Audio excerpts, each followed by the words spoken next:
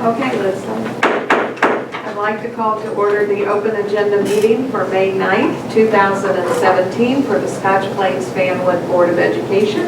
And Mrs. Sarah Daffy, could you please call the roll? Mrs. Brody? Here. Dr. Clancy? Here. Dr. Kulikowski? Here. Mr. Murray? Here. Mrs. Soriani? Here. Mrs. Williams? Here. Mrs. Winkler? Here. Mrs. Bennett? Here. Quorum is present. Thank you. Please join us in the salute to the flag. Allegiance to the flag of the United States of America and to the republic for which it stands, one nation, under God, indivisible, with liberty and justice for all. Okay, so the board just met in executive session and we discussed personnel, HIB, suspension and detention for April, and some legal issues. And the announcement for tonight's meeting was given to the Borough Clerk of Fanwood, the Township Clerk of Scotch Plains, the times, and also the patch. And we do have some additions to the agenda, and as far as I know, those are 4 BUS, 20 BUS, 21 BUS, and 1 OBB. Is there anything else? Okay.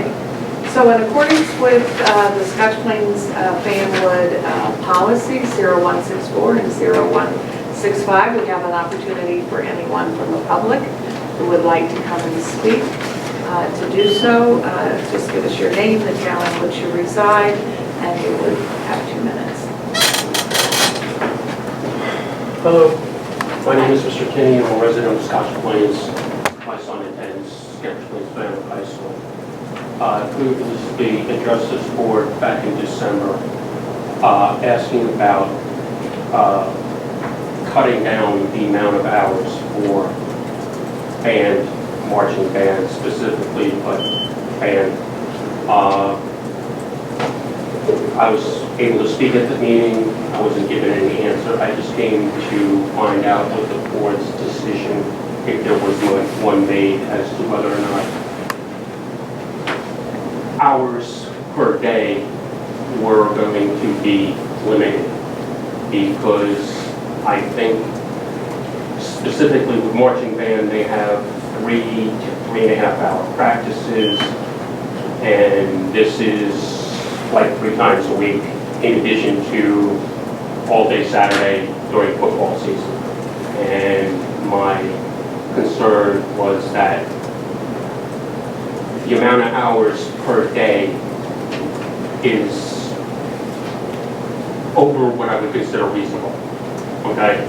I am not suggesting that hours of practice or practice is not important. It is. But to have 3.5 hour practices when students in especially junior and senior years have 4 to 6 hours worth of homework, and sometimes they start practice right after school at 3 o'clock and goes to 6:30. To have a 3.5 hour practice after all day class and session, and then go home and get dinner at approximately 7 o'clock at night, and then have to stay up past midnight to complete their assignments the next day, I think is a little bit unreasonable. I mean, if you have a 2-hour practice per day, I think that's reasonable to expect.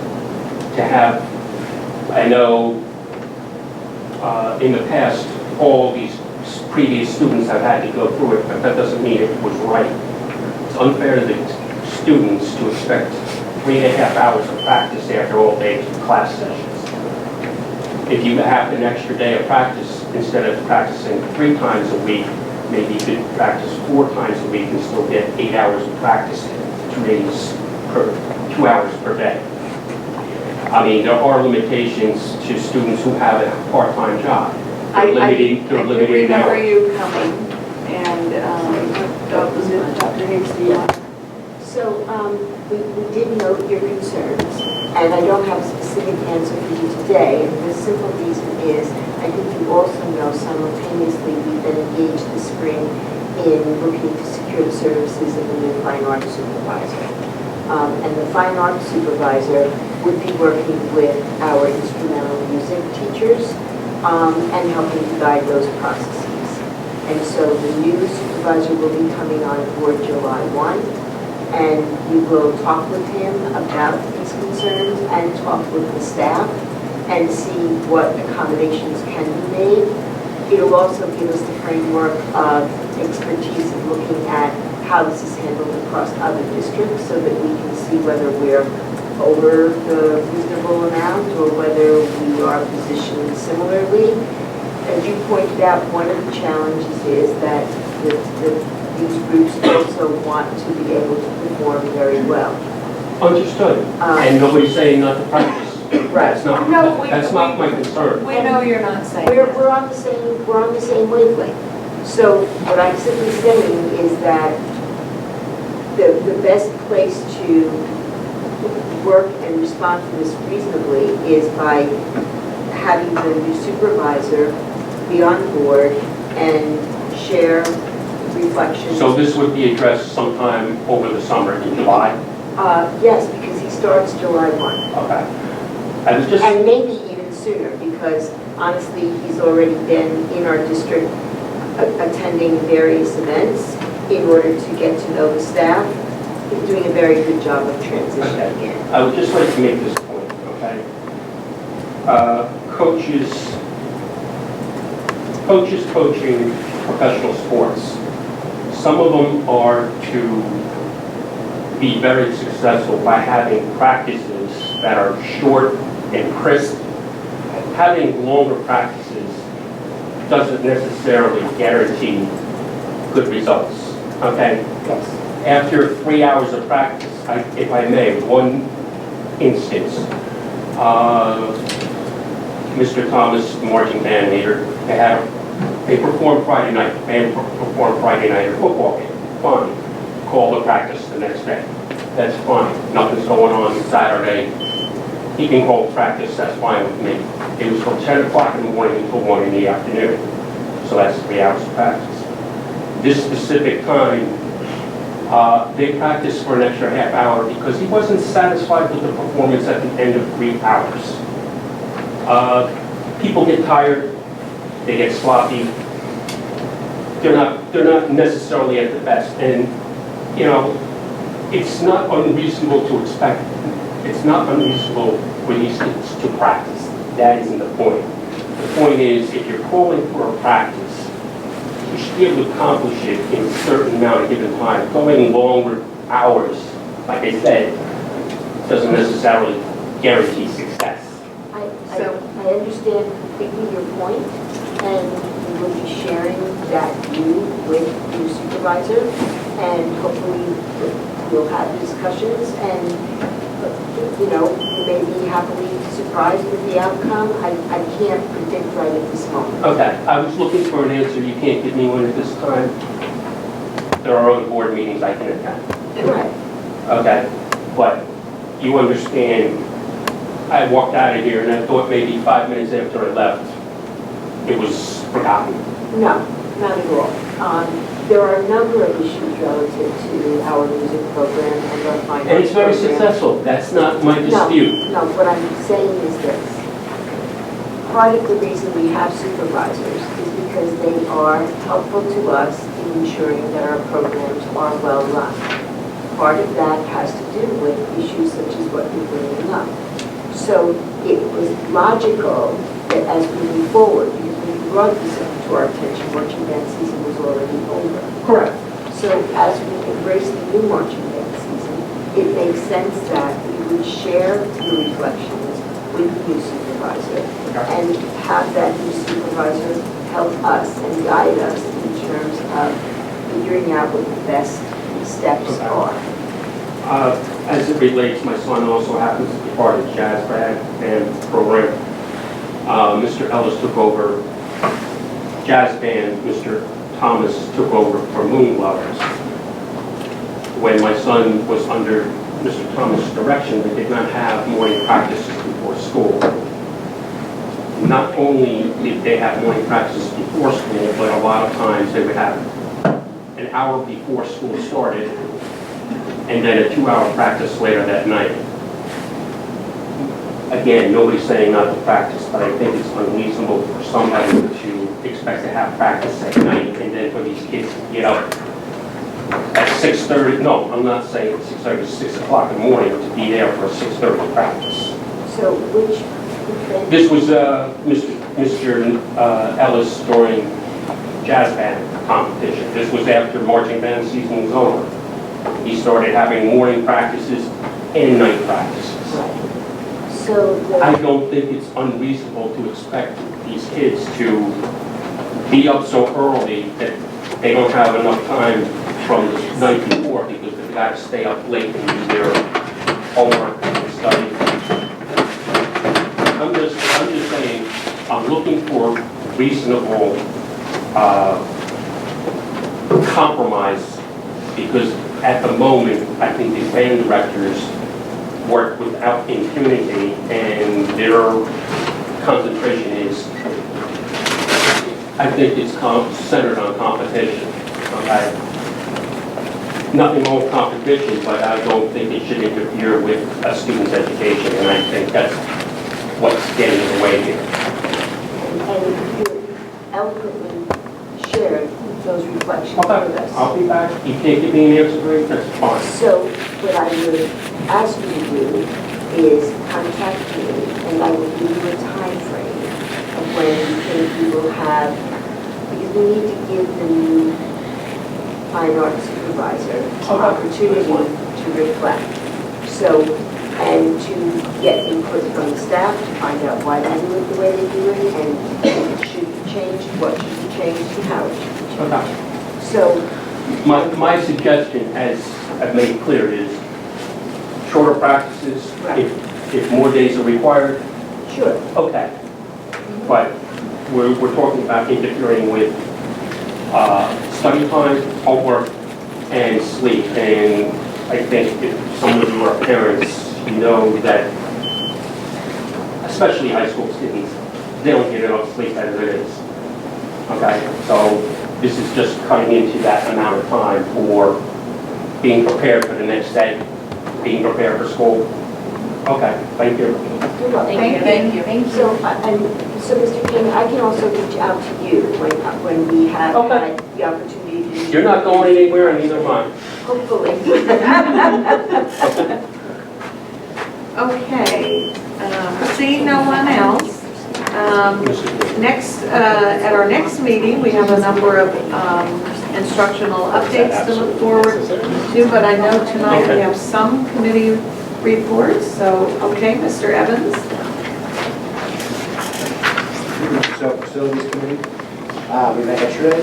There's a few updates, one being facilities application renewals are due for the NJDOE for 2 areas, Park and Terrell modular classrooms, since they're temporary, and broader facilities for pre-K and kindergarten, since they're not located within the classrooms. Terrell modular repairs, good news on those is the work we completed within the budget, so there's no need to additional funds from reserves. So those repairs will be for siding, windows, and a roof. The summer roofing projects will begin the week of May 15th at the high school, starting on that project. Any of the work that requires loud noise will be done after 3 p.m., so on the second shift. And then the last item, which is a recommendation, which the facilities committee are supporting, is to purchase 4 column lifts for the maintenance shop in the amount of $46,000 and some change. Those funds will be withdrawn from 2015-2016 excess appropriations. And that concludes facilities report. Okay, questions?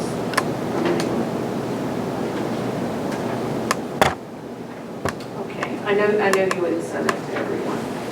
All right, other committee reports?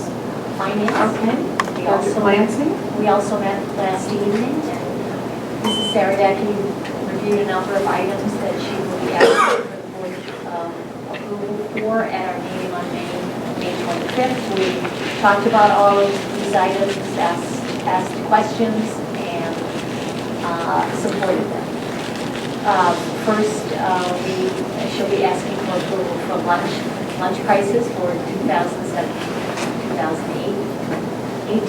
Slight increases were noted, and as they are mandated by the state. Number two, we will be having contract renewals with Frontline Technologies for ESOP at $17,382.40.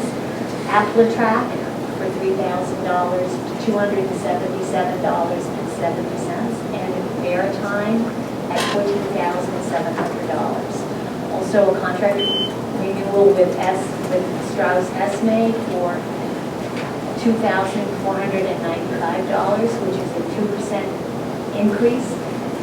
They provide policy updates for our district. Also a renewal agreement with Schwartz, Simon, Edelston, and Celso for services, and the price per hour will be $168.30. That is also a 2% increase.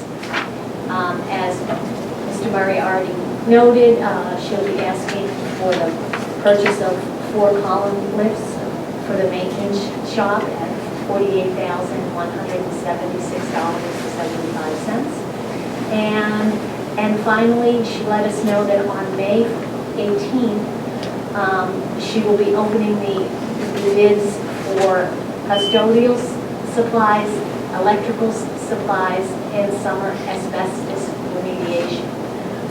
And she will have those numbers for us on May 25th. Okay, questions about the finances? I just wanted to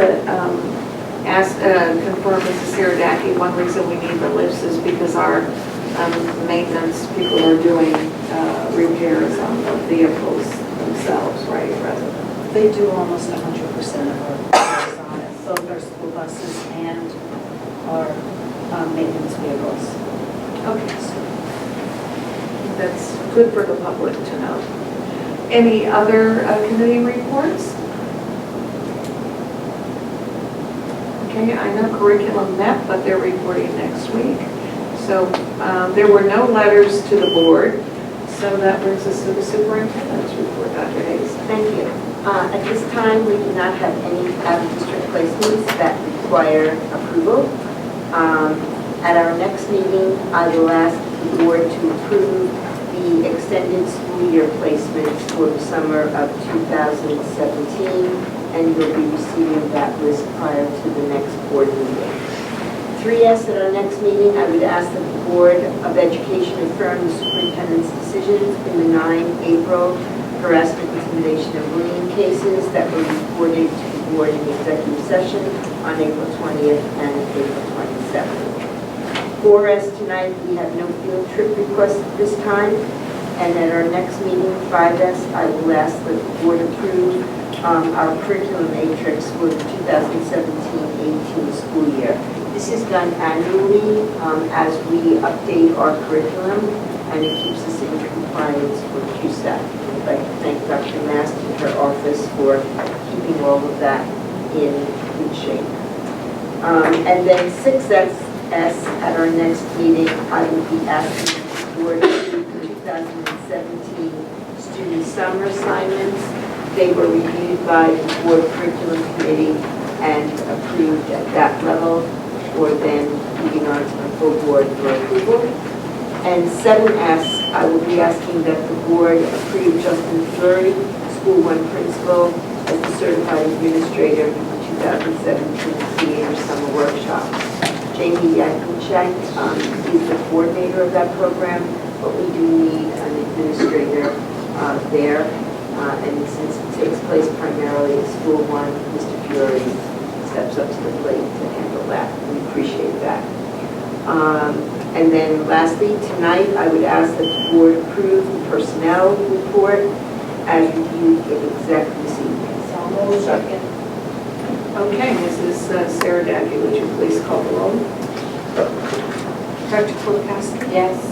Mrs. Miller? Mrs. Winkler? Yes. Mrs. Brody? Yes. Mrs. Clancy? Yes. Dr. Clancy? Mr. Murray? Yes. Mrs. Suriani? Yes. Mrs. Williams? Yes. Mrs. Bauer? Yes. Thank you, and that concludes my report. Okay, thank you very much. So that brings us to the business functions.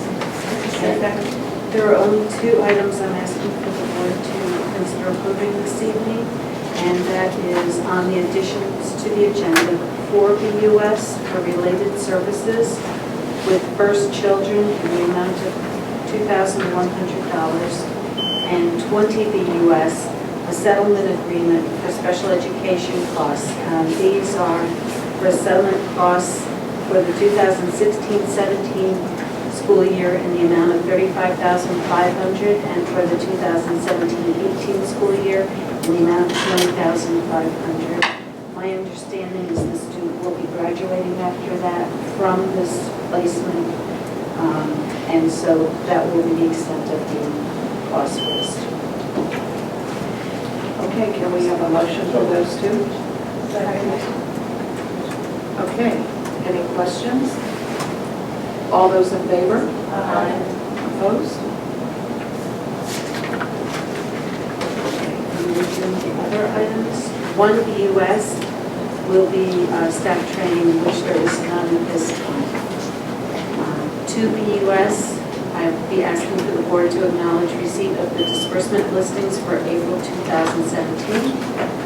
3 BUS, I'll be asking for the board to acknowledge the receipt of the district security and fire drill reports for the month of April 2017.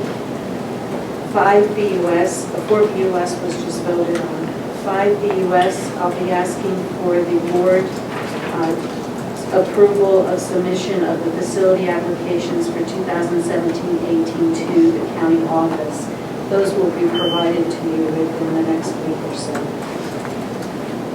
6 BUS, I'll be asking for the board's approval of the contract with Effective School Solutions. We just received those dollars within the past hour or so. So we'll be adding the dollars to this before the next meeting. 7 BUS, I'll be asking for the board's approval of the contract renewal with Strauss Esme for our policy updates, and that fee will be $2,495, which is a $50 increase over last year. 8 BUS, I'll be asking for the board's approval of the renewal of contracts with Frontline Technology, and that's for ASOP, Appletrack, and Veritime programs.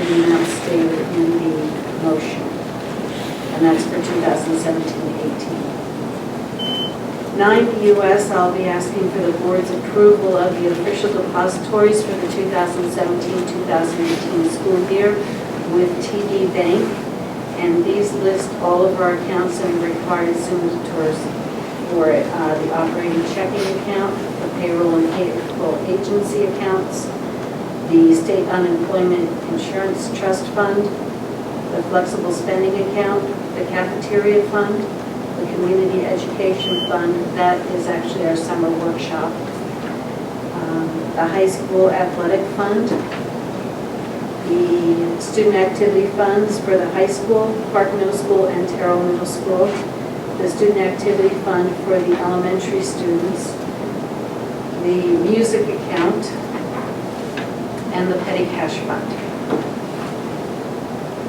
10 BUS, I'll be asking for the board's approval for the business administrator to advertise for bids, request for proposals, and competitive contracting using the state contract, and purchasing co-ops in order to make purchases of supplies for the 2017-18 school year.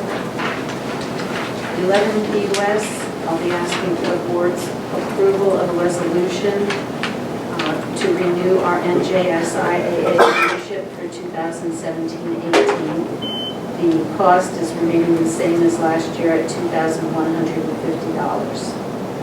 12 BUS, I'll be asking for the board's approval of the agreement with Schwartz, Simon, Edelstein, and Kelso for 2017-18 at the rate of $168.30 per hour. And 13 BUS, I'll be asking for the board to approve the purchase under state contract for 4 column lists for the maintenance shop in the amount of $48,176.75. 14 BUS, we will have custodial bids to be approved, hopefully, and also 15 BUS for electrical supplies for the district, and 16 BUS for the asbestos abatement at various schools that will be conducted during the summer. 17 BUS will be our health and dental insurance renewal. That is still being negotiated. Hopefully we'll have a decision within the week as to what insurance carrier we'll be going with. And that information will be provided to you. 18 BUS, I'll be asking for the board to acknowledge receipt of the board secretary reports, treasurer of school fund reports, and budget adjustments for the month of April 2017. 19 BUS, I'll be asking for the board's approval of the bills for the period April 22nd through May 19th, 2017. And in your additions to the agenda, 21 BUS, I'll be asking for the board to approve the school lunch prices for the 2017-18 school year. These lunch prices are done with a calculation. The state has a calculator, and we're required to increase our prices right now every year because they don't want any chance that our reimbursement that we get for the students who are reduced or free lunches are offsetting the cost of our fully paid lunch students. So they require us to increase to ensure that the fully paid lunches are paid for with the fees that the students are paying. What was the percentage of it, please? Oh, I didn't calculate that, but we were charging $260 for elementary school lunches. We're now charging $270. We were charging $285, and we're now charging $295 for middle school. And $3 is the same price we were charging at the high school. There's also, though, a premium lunch at the high school, which a lot of students who get a paid lunch oftentimes opt for, which I think costs about $3.40. Let me see, I have that here. High school. Oh, it's $3.50 for the premium lunch. But that's not a reimbursable lunch. So. Questions from Mrs. Saradaki? Other questions or comments?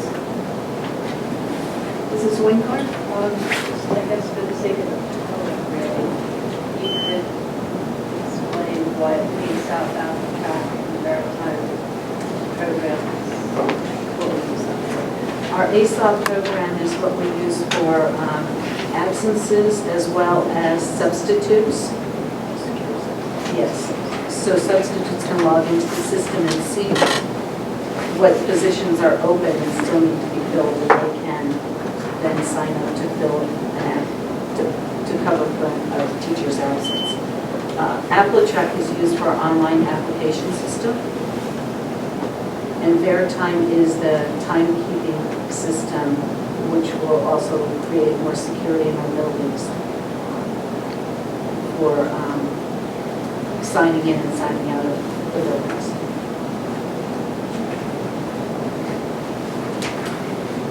Yes, hiring substitutes and looking as the substitutes changed a lot, less staff time with online possibilities now. So saves us money in the end. Other questions or comments? Okay, thank you very much, Mrs. Saradaki. We'll look forward to the additional information coming before our next meeting. So I don't believe there are any policies for us now, and I know there is one OBB, which I was going to ask for, but they put on the agenda. I had emailed about going to, I think we all received an email from New Jersey School Boards about a student achievement conference that they were having, and that's what this is. I don't know whether anyone else was interested in going to that, but it sounded very good.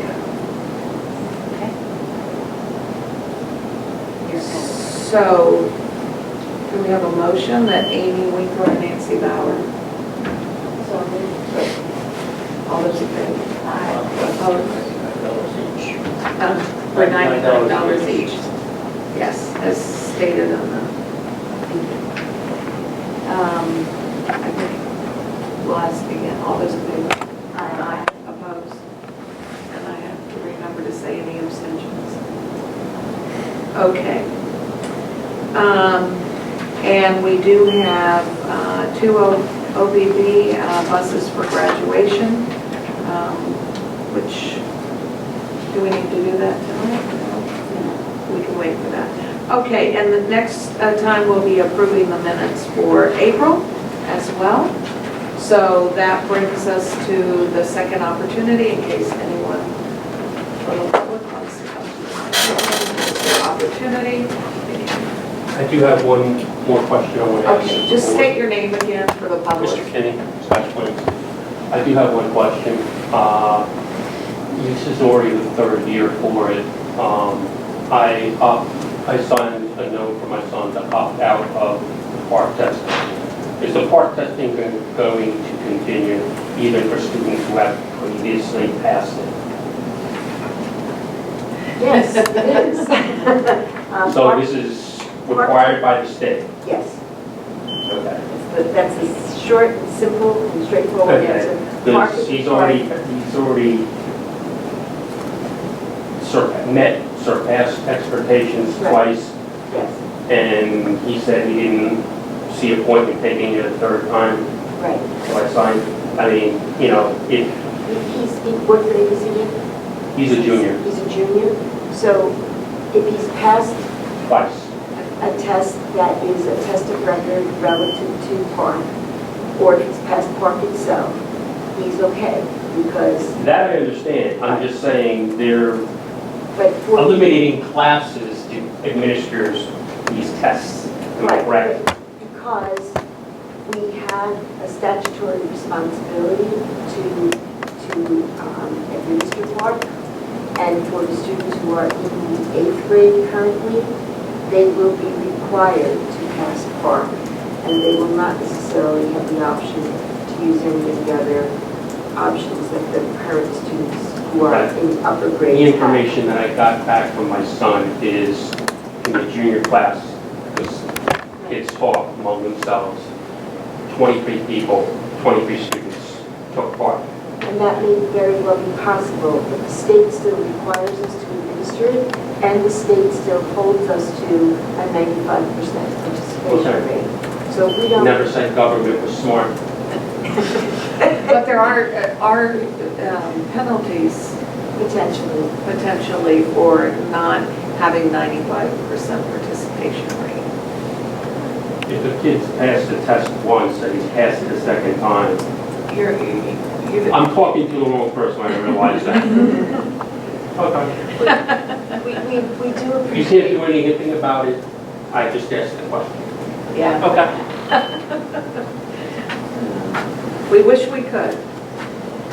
Don't we all? Don't For we all? for the good of the order, anyone, Dr. Kulikowski. Yes, I attended the district art festival last week, and that was amazing. Every year it supersedes, and some of the artwork is here in the room tonight. It was just wonderful, and I really look forward to the chance. Thank you. Anyone else for the good of the order? Well, spring sports are moving along, although there's no spring weather. Everyone in county or the state tournaments, I've been attending a lot of baseball games, a lot of excitement, a lot of thrill of victory, agony of defeat, Just moving along, so as soon as it gets warm, come out. Watch some sports. Okay, thank you very much. Last night, I was able to attend the Union County Performing Arts Center for the Teen Art Festival, where the Park Jazz Ensemble was playing. And they were amazing. The facilitators of the program said that they were shocked that they were from middle school. They sounded so much more mature as musicians. Thank you. Anyone else for the good of the order? Okay. So that, we'll look forward to more next time, and that brings us to the end of the agenda. Is there a motion to adjourn? So moved. Second. All those in favor? Aye. Okay. There are no votes for